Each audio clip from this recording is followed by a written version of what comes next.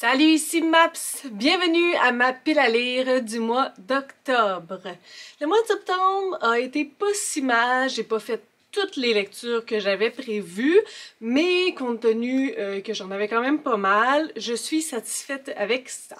Le mois d'octobre, j'ai essayé d'aller pour une stratégie plus petite lecture, en espérant que ça va m'encourager et que si j'ai pas le goût de lire beaucoup dû à ma fatigue, ben que ça sera pas si mal que ça, vu que ce sont des petites lectures et que ça va m'encourager parce que j'en termine quand même.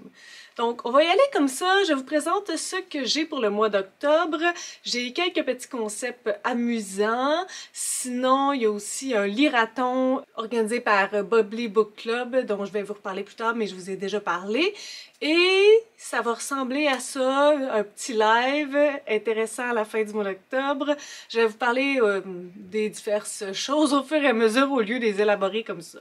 Donc, la première vidéo du mois d'octobre va combiner ces trois livres-là. À vous d'essayer de deviner qu'est-ce qu'ils ont en commun. Donc, La tentation de l'oubli de Belva Plain. Cette nouvelle intrigue de Belva Plain présente l'histoire captivante de trois femmes dont l'amitié est soumise à rude épreuve. Cécile, Norma et Amanda sont plongées dans un tourbillon de passion, de scandales, de trahison et de vengeance, tout au long de ce roman aux multiples rebondissements. Amies ou non, ces femmes doivent affronter le destin qui les unit. Donc ça, c'est pour la première vidéo spéciale. La deuxième lecture pour cette même vidéo, ça va être Les yeux jaunes des crocodiles de Catherine Pancol, livre qui m'a été offert l'année dernière durant le swap de Noël par Signé Daphné, donc Daphné de la chaîne Signé Daphné. Ce roman se passe à Paris et pourtant on y croise des crocodiles. Ce roman parle des hommes et des femmes, celles que nous sommes, celles que nous voudrions être, celles que nous ne serons jamais, celles que nous devrions peut-être. Ce roman est l'histoire d'un mensonge, mais aussi une histoire d'amour, d'amitié, de trahison, d'argent, de rêve.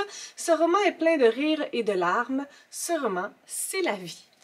Il y a comme quelque chose de similaire, et pourtant ce n'est pas la thématique qui fait en sorte que c'est similaire. Tant de mystères. Et je pense que c'est une relecture. Je connais l'histoire de ce livre-là, offert par ma mère en 2006, juillet 2006. Et si c'était vrai, de Marc Lévy. J'ai vu l'adaptation cinématographique, je connais bien l'histoire, mais c'est le seul livre qui fonctionnait ici pour cette thématique, outre les deux que je vous ai montrés. Que penser d'une femme qui choisit le placard de votre salle de bain pour y passer ses journées? Qui s'étonne que vous puissiez la voir? Qui disparaît et reparaît à sa guise et qui prétend être plongée dans un profond coma à l'autre bout de la ville? Faut-il lui faire consulter un psychiatre? En consulter un soi-même? Désolé, mon chien bug mon autre chien! Donc, ou tout au contraire, se laisser emporter par une extravagante aventure. Et si c'était vrai? S'il était vrai qu'Arthur soit le seul homme qui puisse partager le secret de Lauren, contempler celle que personne ne voit, parler à celle que personne n'entend. Donc ça, c'est trois lectures que j'espère faire avant le lirathon. Le lirathon organisé par Bubbly Book Club, si je me trompe pas, c'est du 8 au 9. Du vendredi 7h jusqu'au 9, 7h. Ça se peut que je le commence un petit peu d'avance parce que le 9, il semblerait qu'on va me fêter, même si c'est quelques semaines avant mon anniversaire. Donc, je vais peut-être organiser ça. Il va y avoir un live en plein milieu de la nuit. Donc, assurez-vous d'être connecté sur la chaîne de Bubbly Book Club pour en savoir plus. J'ai déjà fait ma palle, mais je vais juste vous les remontrer parce que ça va être mes lectures pour le mois d'octobre. Donc, dans la catégorie Bonne nuit, j'ai Griffintown de Marie-Hélène Poitras. Hommes et chevaux reprennent le chemin de l'écurie. L'hiver a eu raison de quelques-uns. Certains, comme John, reprennent le collier comme on renoue avec une mauvaise habitude. Pour d'autres, qui traînent plusieurs vies derrière eux, il s'agit souvent du cabaret de la dernière chance. Marie, la rose au cou cassé, cherche quant à elle un boulot qui la rapprochera des chevaux. Elle ignore ce que lui réserve l'été, le dernier de Griffintown.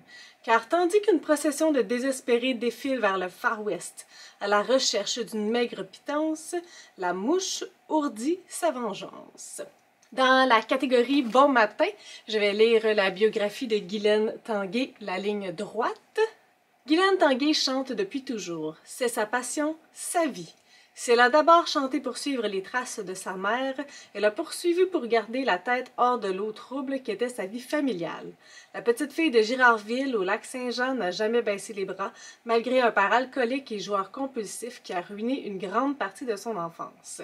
Elle a décidé de regarder droit devant, et l'amour de son public l'a sauvée. Pour elle, emprunter un chemin sans embûches, c'est choisir un chemin qui ne nous mènera nulle part. Et finalement, pour la catégorie Bonne journée, Le libraire de Gérard Bessette. Y a-tu le résumé? Il me semble pas. Il y a juste comme la description de l'auteur ici. Donc ça va être ça. Parce qu'il n'est pas là. Donc ça, ce sont mes 3 lectures pour le 24 heures, le Liraton, organisé par Public Book Club. N'hésitez pas à me dire si vous participez. J'avais commencé un concept au mois d'août. Puis là, encore une fois, je m'en veux d'étirer mes concepts parce que j'aurais juste dû lire les 3 livres tout d'une claque. Et au départ, je voulais faire ça pour le mois d'octobre. Donc, j'ai déjà lu une lecture qui était au 5e de MP Boisvert. Il me reste ces 2 autres lectures-là pour finir mon concept, qui est plutôt évident ma foi, mais bon. Donc, lui, c'est Débâcle de Marie-Pierre Poulain. Débâcle?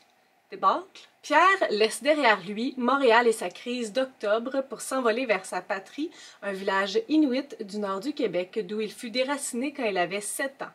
De retour parmi les siens après 25 ans d'absence, le jeune médecin prend la pleine mesure de son décalage identitaire et de la force des origines, alors que le village est lui-même secoué par un vif désir d'affranchissement. Donc ça va aller avec l'autre livre. Et le 3e, ce sera Léna de Marie-Pierre Lapointe. Le secondaire s'achève, c'est la fin d'une étape et le début d'une autre pour Léna. Les cours au cégep commencent à l'automne, mais entre-temps, elle compte bien profiter de l'été. Le plan de match est parfait, mais entre son horaire de travail surchargé, Rachel, sa meilleure amie faisant l'impossible pour plaire à son chum, et le temps perdu sur l'ordinateur à chatter avec DR, les projets estivaux de Léna s'effritent à vue d'œil. Une étrange impression de vivre en décalage avec les autres se pointe le bout du nez et elle ressent un urgent besoin de changer d'air. Un voyage avec Rachel répondra-t-il enfin à ces questions? Ça pour un autre concept. Restez à l'affût pour un live à la fin du mois d'octobre, pas piqué des verres, qui serait fort probablement très divertissant. Donc pour ce live, je vais lire Paradis clé en main de Nelly Arcan. Une obscure compagnie organise le suicide de ses clients. Une seule condition leur est imposée, que leur désir de mourir soit incurable, pur et absolu. Antoinette a été une candidate de Paradis clé en main. Elle n'en est pas morte. Désormais paraplégique, elle raconte sa vie, elle raconte la compagnie et son processus de sélection, ses tests et ses épreuves, son psychiatre halluciné et son comité de sélection. Mais surtout, elle nous raconte son nouveau désir d'exister. Quand même fascinant. Dans toute ma saga des premières phrases de livres, j'ai ressorti quelques whippets forêt noire, des premières phrases de livres que j'avais vraiment beaucoup aimées. Là, il y a le petit problème de Nevernight, parce que dans les bibliothèques autour de moi, il n'est qu'en anglais. Je l'achèterai pas que pour un petit défi comme ça. Surtout que j'ai un 3e whippet forêt noire qui peut le remplacer, mais j'aurais vraiment aimé le lire malgré tout. Je sais qu'en anglais, il n'est pas abordable. Déjà, je lis pas en anglais et c'est de la fantasy. On m'a dit que des personnes qui l'avaient déjà lu, que le niveau était assez difficile, donc si c'est pas en français, ça ne l'est pas du tout. Mais j'ai quand même ces 3 livres-là qui ont été des whippets forêt noire. Donc, je vais lire ces 3 livres-là et déduire si ma science, elle fonctionne. Donc, le premier whippet forêt noire que j'ai eu, c'est Le Château maléfique de Louise Poulain. 2 jeunes, à peine des hommes en devenir, s'aventurent dans une forêt maudite située tout près de leur village, où de très jeunes garçons disparaissent d'une génération à l'autre. Ils veulent découvrir la source du mal et l'éliminer. La survie de tous dépendra-t-elle de Firmin et Clovis? Sinon, il y a celui-là aussi qui est un livre prêté par mon amie Joanne. Ça fait vraiment longtemps, il faudrait vraiment que je lise. Donc, Si c'est un homme de Primo Levi. Ah, il n'y a pas Il n'y a pas de quatrième de couverture, là. Il n'y a pas de résumé. C'est juste ce que les gens en ont pensé, je pense. Donc, je vous lirai pas le résumé parce qu'il n'est pas là. Et je vais lire Sacha de Samuel Champagne parce que je peux pas m'empêcher de lire le livre de Samuel Champagne. Qu'est-ce que ça dit? Quand j'ai le nez plongé dans un livre ou de la musique dans les oreilles, je suis bien. Mais dès que je rentre chez moi, dès que mon père ou mon frère me parle, je sens la pression, la déception que je leur cause. On n'a rien en commun et ils ne savent même pas à quel point, parce que je me force à leur ressembler, leur mentant sans arrêt.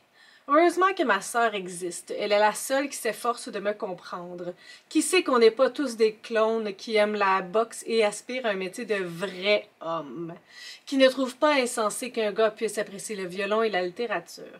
Mais si je suis honnête avec elle, avec eux, tout va exploser, je vais devoir faire mes bagages et m'en aller. Plus le temps passe et moins j'ai envie de jouer le jeu. J'ai presque 18 ans, je suis au cégep, je me fais de nouveaux amis qui changent tout. Olivier change tout. Il me fait réaliser combien je suis différent des autres membres de ma famille. Il fracasse mon placard à coups de hache ou à coups de guitare, c'est plus poétique.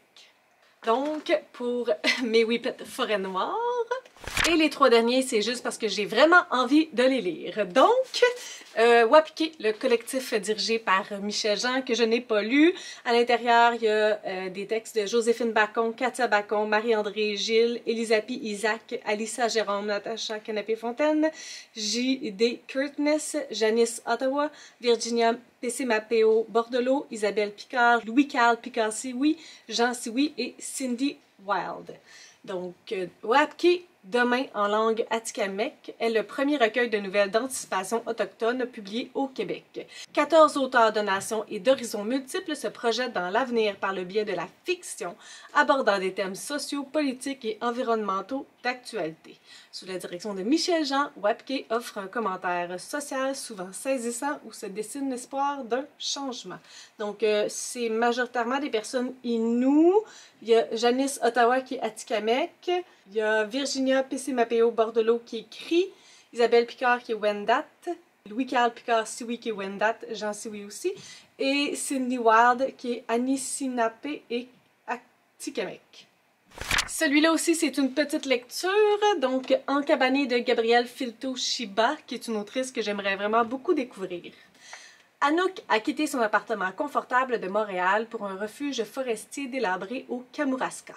Encabanée loin de tout dans le plus rude des hivers, elle livre son récit sous forme de carnet de bord, avec en prime listes et dessins. Cherchant à apprivoiser son monde de vie frugale et à chasser sa peur, elle couche sur papier la métamorphose qui s'opère en elle. La peur du noir et des coyotes fait place à l'émerveillement, le dégoût du système à l'espoir, les difficultés du quotidien au perfectionnement des techniques de déneigement, de chauffage du poêle, de cohabitation avec les bêtes qui règnent dans la forêt boréale. Et Sylvain Desmentiers a dit quelque chose qui a beaucoup résonné en moi. Lorsqu'on reçoit des livres, lorsqu'on en achète, on a vraiment envie de les lire tout de suite.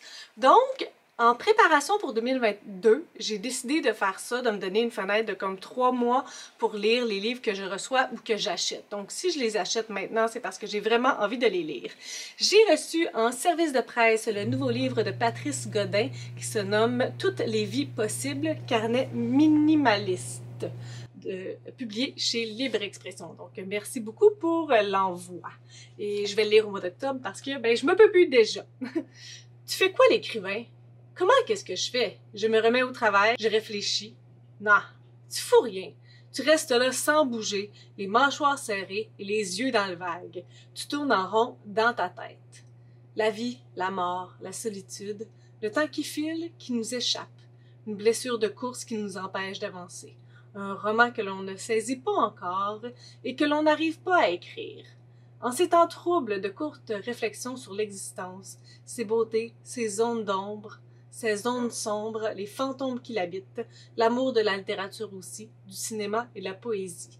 Puis au détour, une mère biologique retrouvée qui apaise une peine profonde, le sentiment d'avoir été abandonné. L'histoire d'un homme seul à l'aube, entre un automne et un printemps, qui dialogue avec lui-même. Donc, ça fait le tour de toutes mes lectures du mois d'octobre. Oui, il y en a quand même pas mal, mais je pense que ce sont de petits livres, je pense. Donc, ça va peut-être me donner une chance. Qu'est-ce que vous pensez de votre mois d'octobre? Est-ce que vous avez des trucs que vous avez planifiés? N'hésitez pas à m'écrire en dessous de ma vidéo pour des commentaires, des suggestions, des critiques. Si vous avez aimé cette vidéo, n'hésitez pas à mettre un petit pouce et à vous inscrire à ma chaîne. Sur ce, je vous souhaite de bonnes lectures!